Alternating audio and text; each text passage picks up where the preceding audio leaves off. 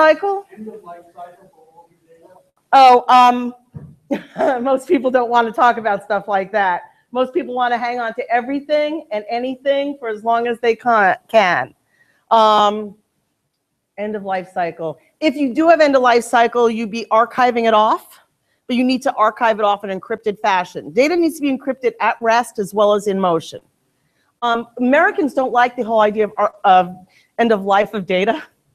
Americans like to have all of it all the time forever. Oh. And more importantly, like iPads, you wipe them. You wipe them. There should be nothing on your iPad that's primary. It should all be backed up, and then you wipe it. You can't take a drive and just return your computer to the dump or the recycling center. You must wipe. Do at least a 7-pass wipe. You want to go DoD 35 pass? That's great. I had a client who said they were they were a military munitions company, and they did a lot of nuclear stuff. And they said, "Oh yeah, we just smash the things with hammers and put them in the number 4 zone. People will melt if they spend an hour there." So, you know, everybody's got a different way of handling it, right? Thank you. Thank you, Cheryl. We're going to do questions after? At the end. Okay. So we'll hold any more questions for now, but thank you very much for doing that. So thank you.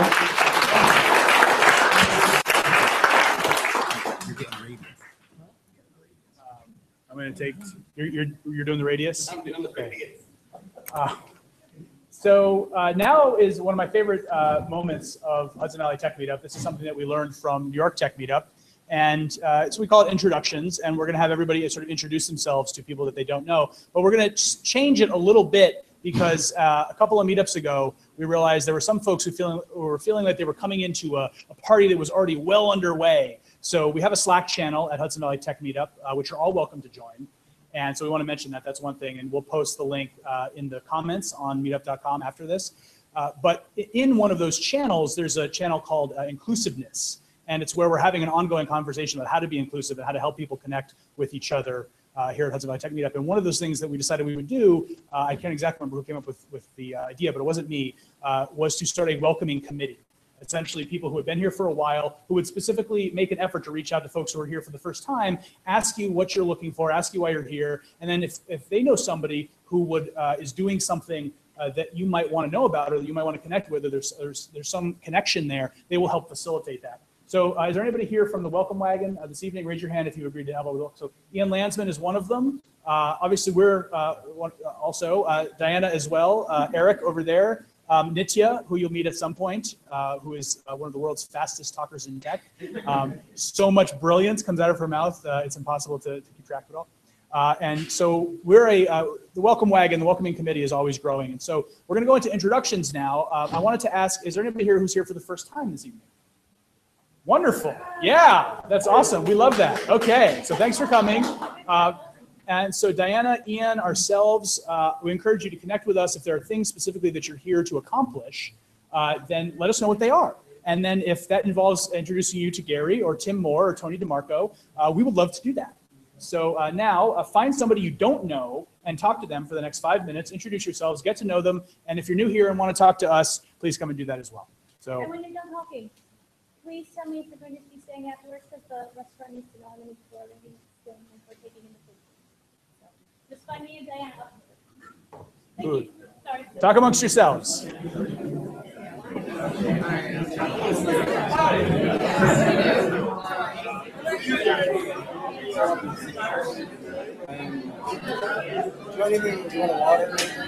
Yes, water. I want like a bucket of water. Yeah, I want to.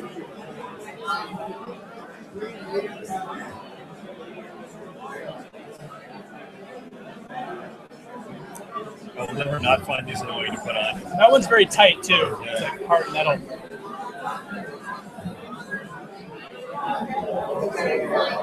Cool. You're good. Cool.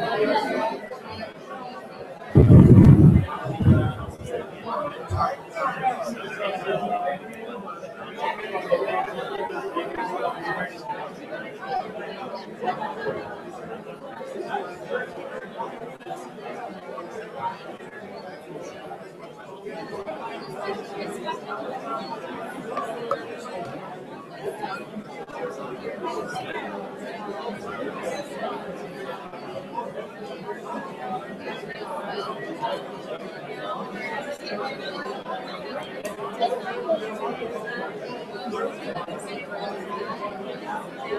you want a clicker? Yeah, probably good.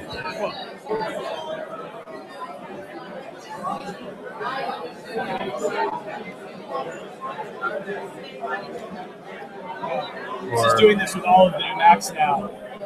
Like triggers this keyboard setup assistant. I don't know why. Great. Take it.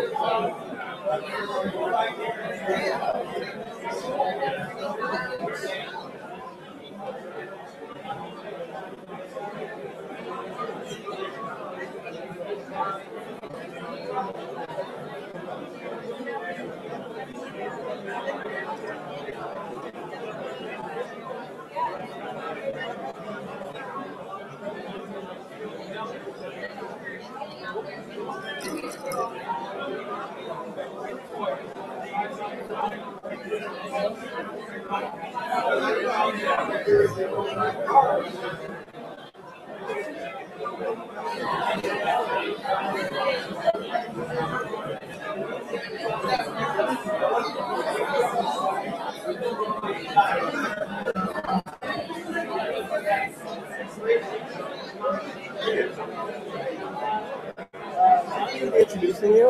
Okay. Obviously, during the first direct user experience of Fusion Media. Yeah. Fusion. You can say Fusion Media. They talked to us about a little project they had together in a weekend. At this point, I wouldn't say so. At this point, it's got to be like 3 months. I built a new I launched a new iteration yesterday. Yeah, sounds good. Yeah. At this point, it looks totally different than what you've seen. I launched a new one yesterday. Oh, I'm like, I just looked at it last week. Okay. Yeah. You're going to demo? Right. I'm doing an unconventional product demo, so there will be a demo component, but mostly I'm going to be talking about why I think this thing should exist.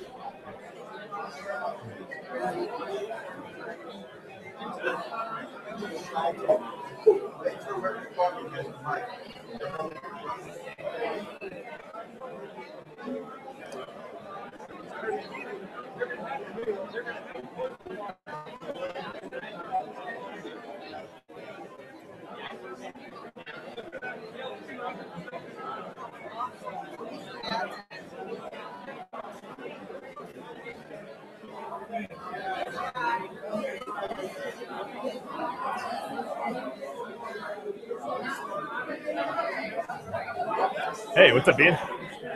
Good. How are you? You're up next? Yeah. Something new? Yeah. Side projects. Yeah. Yes. You're one of 4 people that knows how that's pronounced.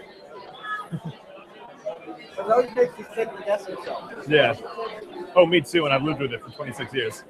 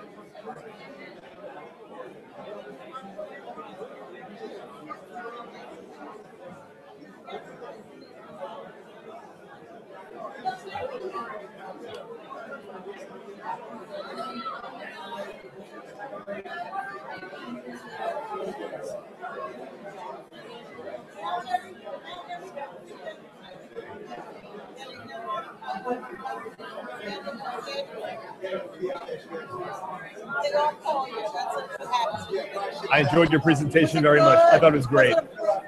Absolutely. It's sort of fun. I took it out of like being boring Yeah. security. No, I thought it was great. Yeah. You stupid people here. Lock that down.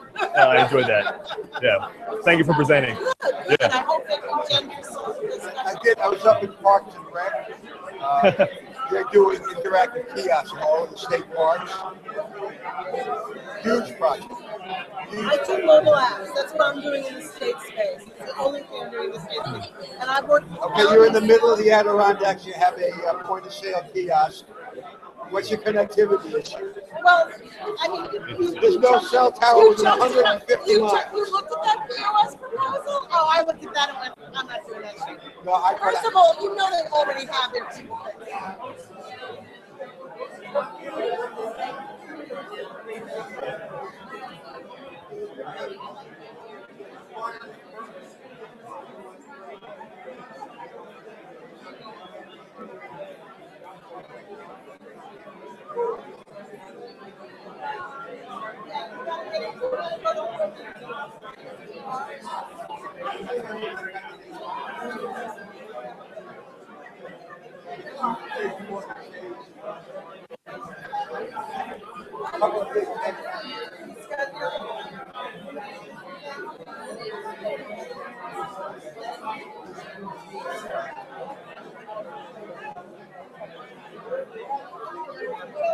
Hey, how are you? Bother you if you're about to. Oh, no. I'm Sam. Jordan. Nice to meet you. Good to meet you. This is my friend Mike. Hey. We're both. Jordan, nice to meet you. Speaking of the UX, right? Yeah. Excellent. I took a course this summer in the city with General Assembly and absolutely loved it. So I'm very Jay is great. looking forward to your presentation. Thank you. Well, yeah. Catch me after. Yeah. Cool. Nice to meet you guys. Thank you.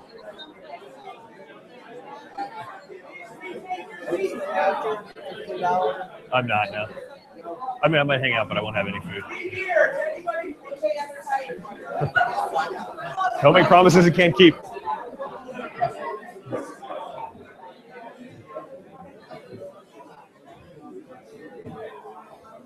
we're going to get started again.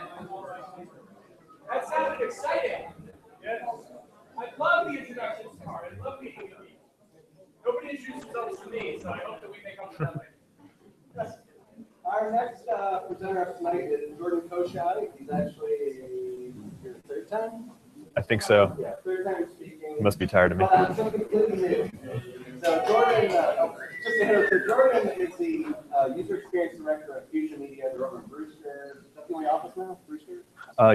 Yeah, so they're over in Brewster over there. Jordan's actually in New Paltz.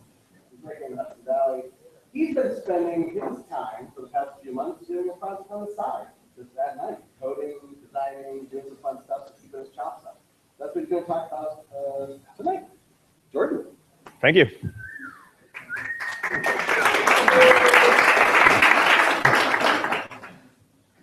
So I have a confession to make before we start. I really am not a fan of product demos. That might be really hypocritical because I'm here to do a product demo. But the truth is, what I have to show you will not take 20 minutes. I'd probably be better off just sending you the URL, and if you happen to be interested, you can take a look. So what I'd like to do is something a little bit unconventional. I want to talk about three things. First, the context around this project, why I think it's something that deserves to exist. Second, I do want to show you a couple of the screens just to so you get a feel for what I'm talking about. And then finally, I'd like to talk about the design and development process and some of the things that I learned. Does that sound good? Yeah.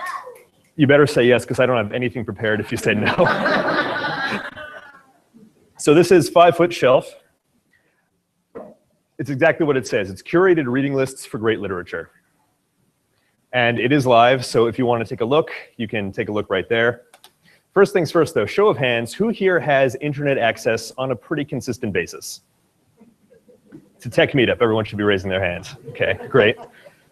And then question number 2, raise your hand if you have access to a public library. Even if you don't make use of it, you know that you could if you want to. Okay, awesome.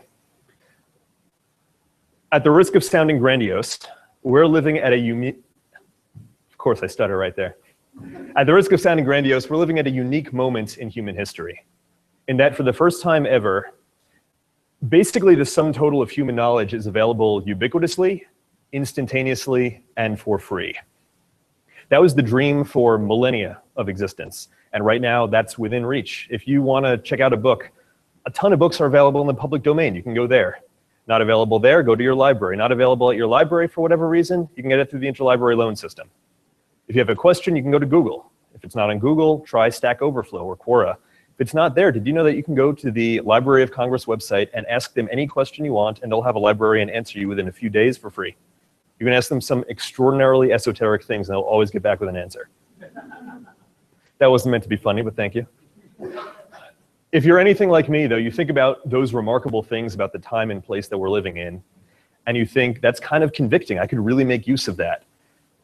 And you think to yourself, I'm going to go home after this presentation. I'm going to binge watch another season of whatever on Netflix. Maybe that's not everyone. Maybe that's just me. But I find that all too often my better angels are shouted down by laziness or comfort or any of the other things that get in the way.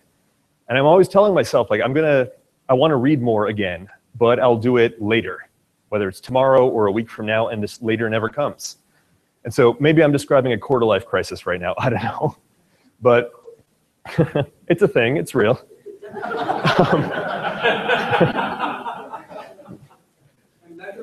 Immeasurable, yeah. It does seem, though, like the way that we spend our time makes us feel different, right? So if you spend 2 hours on Netflix or BuzzFeed or upvoting 12 more things on Reddit, at the end of that, you feel drained. You feel enervated. You feel like the only thing that you can do after those 2 hours are just more of the same. But if you spend 2 hours doing something intellectually constructive or edifying, you find that you're energized. You feel like you can take on the world. I think, does everyone here know the comedian Aziz Ansari? He put this very well. He said this recently: I read the internet so much, I feel like I'm on page 1,000,000 of the worst book ever, and I just won't stop reading it.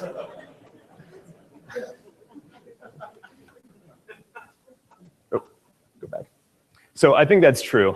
And I don't know, this isn't going to be one of those talks where I make everyone feel really bad for not having read the entire encyclopedia by their last birthday, because those talks suck. They make me feel bad for how much time in my life I've wasted, and to distract myself from that awful feeling, I just waste more time. But I don't know, it makes sense to me. Like, our brains aren't built to languish in mindlessness, and yet so much about our world is constructed in a way that pushes us in that direction. I think the education system is one of the forces for good there, right? It's supposed to push us towards challenging ideas, things that are difficult to chew on, right? We have teachers that guide us in the direction of ideas that we wouldn't naturally gravitate towards. People to, I don't know, just give us some guidance there.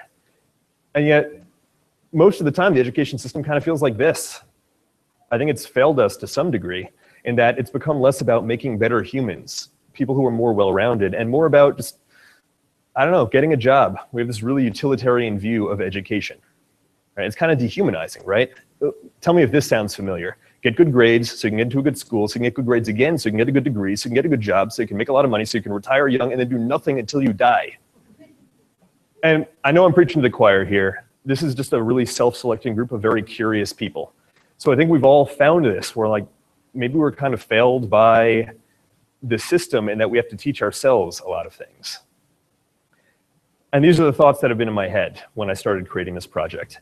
It crossed my mind that, you know, engineering and mathematics and science, they are phenomenally useful things. They're wonderful, and I don't mean to disparage them in any way. But nothing feeds the soul the way that the humanities do. And I fear that we're going in a direction where we just don't have much room for the humanities anymore because it doesn't help us get jobs. You know, there are always the jokes about the English lit majors who wind up working at Starbucks.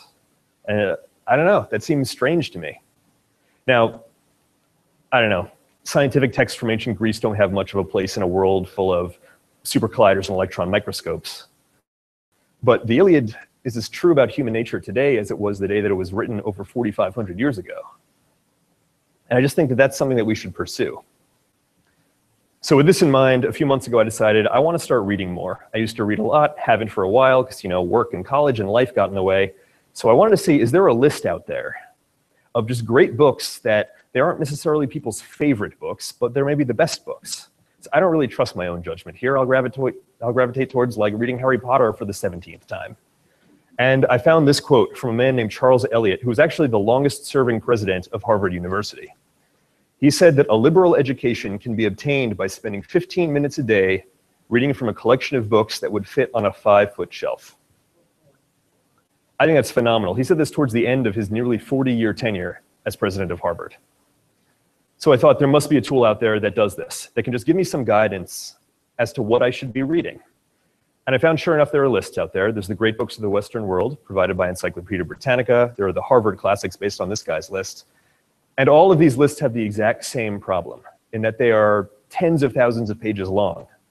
And I admire the effort here, but I know that I'm going to get 4,500 pages into ancient Greek literature and just get bored. I'm not of the personality where I'm going to like jump around chronologically.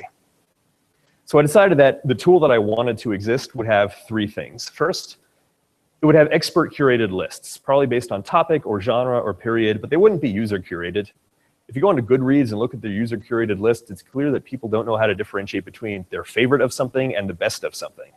And pretty much every list there of best books ever includes Twilight in like position 2 or 3. I'm just not really on board with that. Not okay. 2, I want something that has progress tracking. I like the satisfaction of clicking like the checkbox on a to-do list, and I want that when I read a book. Not because I'm reading it to check off a box on a list, but I just like the progress tracking. And 3, I want it to have conversation and community that it fosters.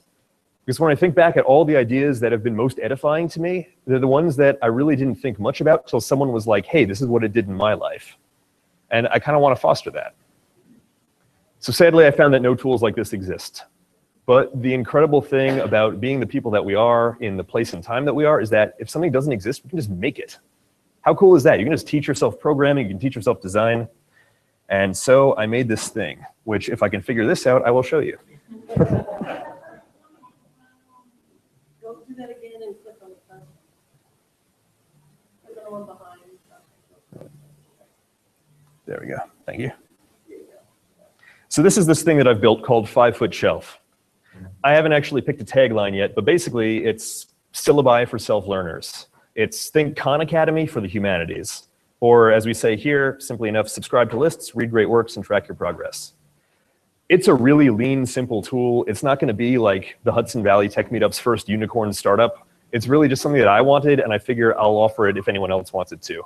You don't really have to sign up to use most of the features, because I hate sign-up forms. If you do want to sign up, you don't even have to confirm your email, because frankly, that's just a stupid process. I am going to sign in. I feel you. I'm going to log in, though, so I can show you the full range of features. So basically, we have some collections here. They're all curated from, I don't know, lists that experts have put together. So it's not just like some guy standing up here who's like, I know what literature is. That's my me impression, incidentally. There are more lists coming all the time. Coming soon, we've got a Harlem Renaissance list, which I'm super excited about, because that's a portion of literature that I don't know much about and have wanted to. But for our demo purposes, I'm going to show you the essential science fiction list. So let's say you don't know much about sci-fi, but you want to. Here's a list of 13 essential works curated from what are generally agreed to be the titans of science fiction. And it's 1 or 2 of the essential works from each of them. So let's say I'm interested in reading more about Foundation by Isaac Asimov. I can click on that. It'll pull in live data from Wikipedia. I can read more if I want. I actually already read this, so I marked it as read today. That's what it looks like if I were to mark it read from scratch. And this is basically all it is. You have this list of works. Here are all of them, and you can mark them as read as you finish them, and you can even write a response. Who here uses Medium ever? Anyone know Medium? Medium is one of the few online tools that cultivates responses that are better than first, ha ha ha, and stuff like you get on YouTube videos. Those are terrible. So that's sort of what I wanted to accomplish here. I wanted something where you would almost be forced by the design into writing a more comprehensive response. So I'll show you a demo. I'm going to write a response, and I cheated. I actually already have a response written up.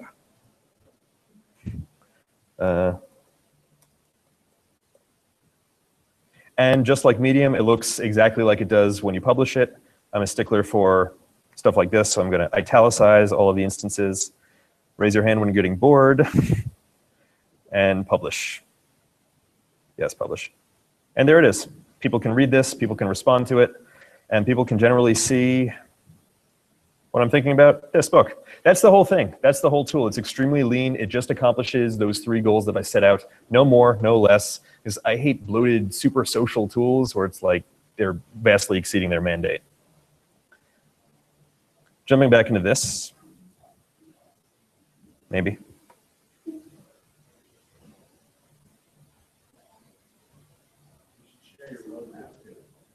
Yeah, let me get to that at the end, definitely though. So I just want to talk a little bit about how it was built. For anyone here who's non-technical, I'm going to speed through this because it's going to be kind of boring. First, it's built with Meteor, which is an isomorphic JavaScript framework. which begs the question, ISO what now? Basically, it's the same code running in the browser and on the server, so you don't have to write your business logic twice over. It's great for people like me that aren't really into software architecture, but still want to build something that's usable by the general public. They've solved a lot of security concerns lately. If you've been following Meteor's development, that was sort of the big holdback for a long time. I think it's great now. The front end is completely custom, no bootstrap or anything. I really like writing CSS. I should probably go see someone about that, but I think it's great. I did use Sass for pre-processing. And then finally, it's hosted on DigitalOcean because they're kind of the best. So yeah. Lessons learned. There were 5 lessons that are probably really self-evident, but you know those things, sometimes you get advice that you've heard so many times, and then it's not till you have some personal experience that you internalize it. I have 5 of those. First, it's okay to compromise. Getting this project out the door, I broke so many of my own design rules, it's shameful. And please never use like the developer tools while looking at this thing. You'll cry, it's bad. But I would much rather have something that's mediocre and out the door than perfect and still on my computer. I think it's much better to launch than to be perfect. 2, persevere. I can't speak for anyone else, but I always hit that point about 80% of the way through any project where I'm like, this is meh. I could build this better if I started from scratch, and I could make it bigger, faster, and stronger than it was before. Don't do that. Seriously, don't do that. Speaking from personal, very recent experience, starting from scratch is a real waste of time. Just push through. Anyone can work on a project when you're still really enthusiastic at the beginning. It's all about that long slog in the middle, though. I saw this recently, and this sums it up really well. In case you're curious, the Dark Night of the Soul, my most recent one for this was last night as I was pushing the final changes. I'm looking at it and just being like, this is definitely not presentation worthy. Figure, get over it. Finally, be hacky. Number 3, I should say, be hacky. From the outside, it looks like there are all these people using the latest and greatest software stack to build these incredible things, and they've got like completely well-architected code, and they're using a version of React that like hasn't been released yet. And it's tempting to feel really inadequate in terms of software engineering skills around that. And yes, honestly, if a real engineer ever looks at 5 Foot Shelf, they'll start like crying blood or something. But if there are people out there who are building these perfectly architected things, we've never seen it because it never gets released. There's a new framework and they have to start from scratch all the time. Half the internet's held together with spit and duct tape. We need to just embrace that.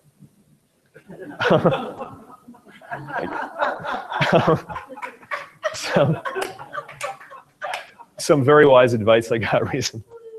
Not from MacGyver, but when you have an idea in your head, you have like the platonic absolute version of it. You know what it would look like if it were absolutely perfect. And so whatever you build is going to fall way short of that because nothing is ever really perfect. And so when you're building something, of course, it's not that great to you. But to everyone else, they're comparing this thing that exists to something that just doesn't exist. And so to them, it's infinite times better than not having it at all. So it's worth releasing the imperfect thing that you think is only 20% of the way there, because to the rest of the world, it's like, this is great. I wanted this thing and it didn't exist. 4, eat your own dog food.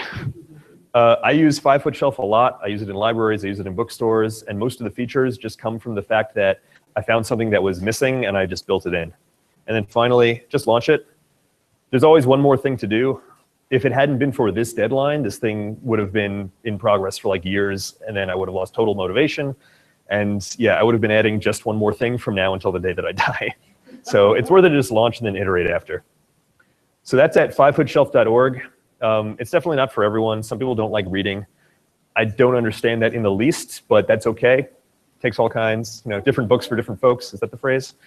And if you want to ask me questions or anything, shameless plug, you can follow me on Twitter. That's it.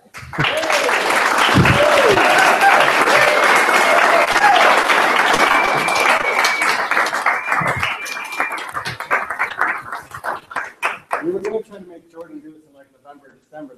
This makes sense. We pushed your deadline for you. Thank you. Make sure it got done. Now we like to do a thing called announcements.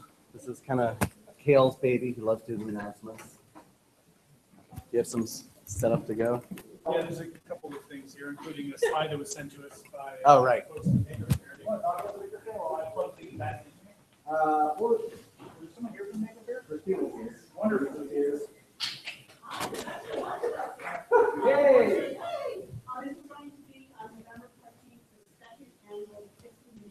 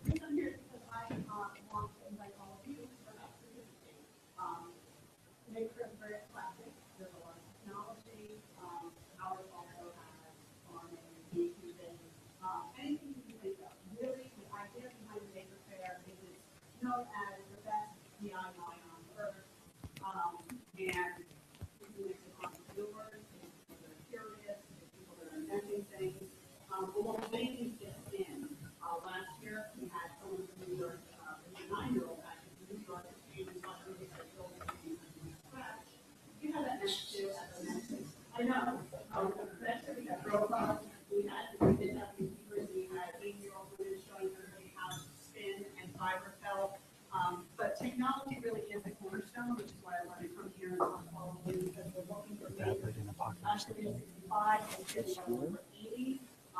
We're expecting 2,000 people to come through, so it's a great venue. We're pretty much talking a long time. We're partnering with a CPC Day School that is hosting this.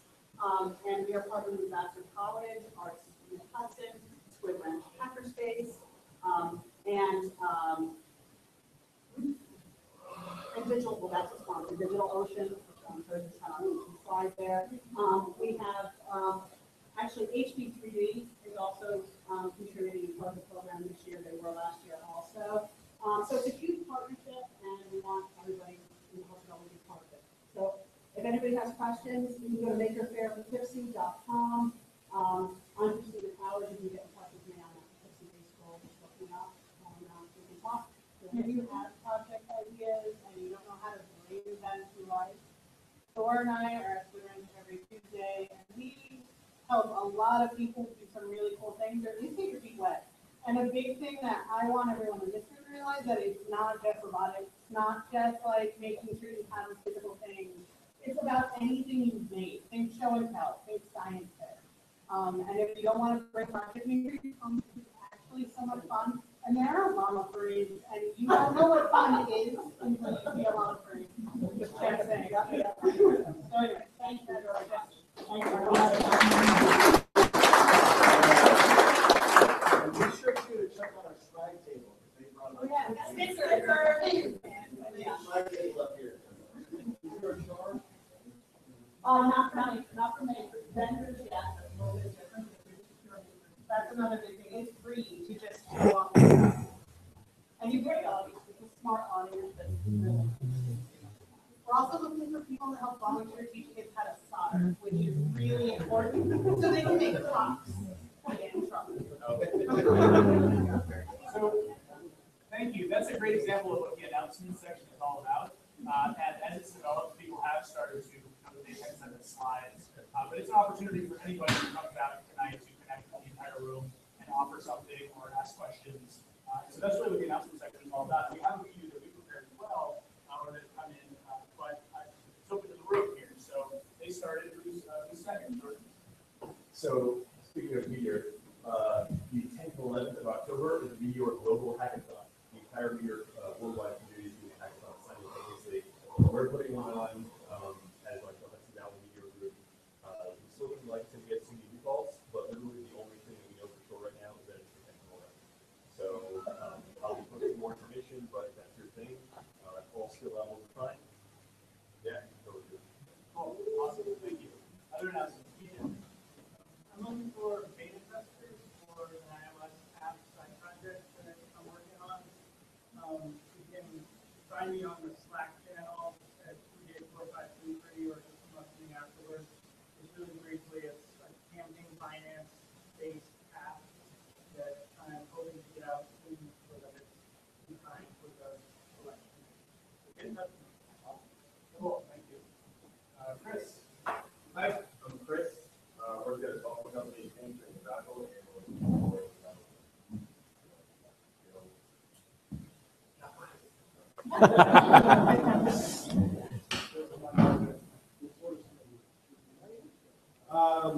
we're a .NET shop, so that's the Are there other announcements from the audience? And more. Hi. I just wanted to announce that Jordan rocks. I think it's really a great, I represent Eagle Hudson, who's the team organization, etc. But Jordan straddles design and code in a really elegant way. And we're looking for anybody who is doing code and really loves front-end design at the same time. What Eagle Hudson is doing is looking for workforce that exists all up and down the river. And that is coders, people who are visually trained, people who are sonically trained, who are trained engineers like Cheryl, and writers who write hopefully books that Jordan will put on the bottom of the shelf. Plus, anything that we did about basically content is being shipped out of the region and bringing it back. So we call it content code that, or what we're trying to do is put together an ecosystem of both people who are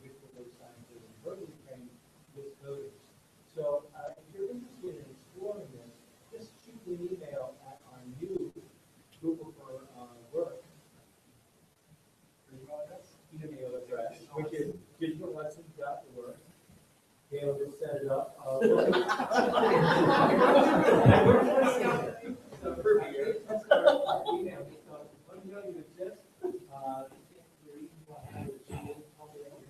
How to get code and capital working together, and I'm sure that you know everything has a matter. Thanks. Awesome. Well, thanks, Jim. Are there other announcements? Going once? Going twice? Okay, I'd like to offer an announcement. Erwin, offer from Erwin. Are there any science fiction writers?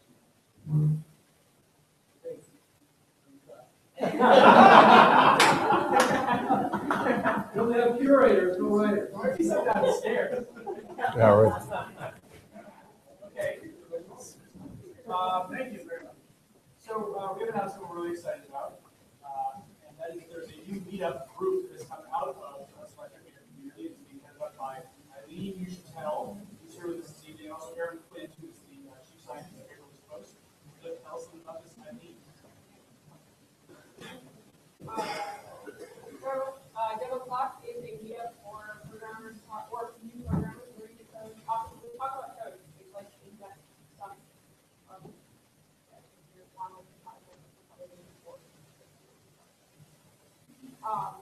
So if you build a product and you want to get, oh, let me show you the code underneath, that's what we're doing for DevOps. We are doing it every second Wednesday of the month. So the next one is October 14th. So far, since both Aaron and I have been on the other side of the river, there is a thing until someone else wants to run the same stuff. So if you're interested in running that, that would be great. And you just every other month, so then all the 6 people